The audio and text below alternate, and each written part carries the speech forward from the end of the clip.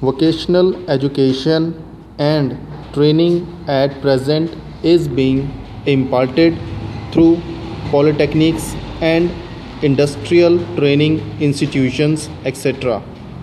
Nursing school and commercial training schools are also associated in these activities. Within the school system, vocational education is given at plus 2 stage. The data regarding engineering and non-engineering trades and student is available. There is also a certainly sponsored schemes of pre-vocational education at lower secondary stage. It was launched primarily because of the fact that more than 90% of the student population does not go beyond class 10th, thereby creating a large segment of unskilled labor force. Under this scheme, training is imparted in simple, marketable skills to students of class 9th and 10th so that the students may develop interest and aptitudes for vocational courses at higher secondary level.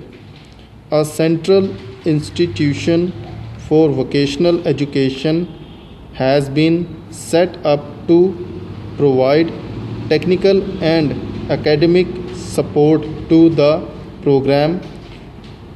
Linkages are being sought with the industry, vocational and technical institutions so that the no trainee remains unemployed after training. These measures will ensure speedy progress in providing technical education to the needy people. Exercise number 2. Mr. Chairman, sir, while I participate in the discussion on the bill presented in the House by the Honourable Member, I am reminded of the British days when famine struck Bengal and lakhs of people died. At that time, our country was not producing enough food grains nor proper means for transportation of food grains were available. Today, our country has moved far ahead in this field and we have become a surplus food grains production country.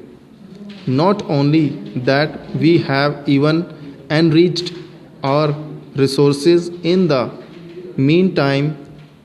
Ever since our country got freedom, not even a single person has died of starvation, and this is an appreciable progress for which we feel proud.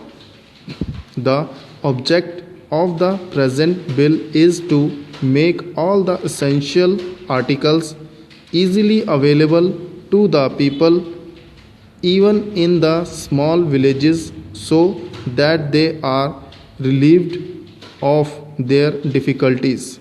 I believe that the proposal made in regard to the measures to be taken to check price rise high through fair price shops as part of poverty alleviation programs are also appreciable.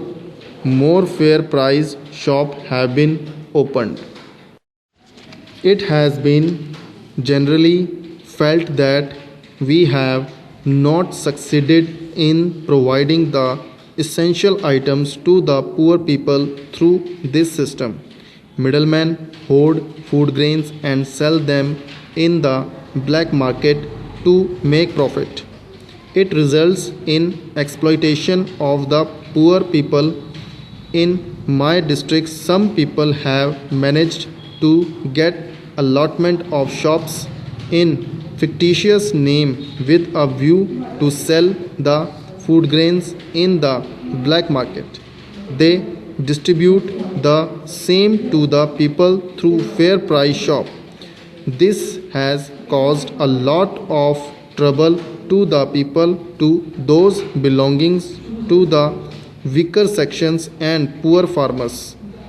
I would like the government to evolve means through which essential articles could be made available to the people at cheaper rates.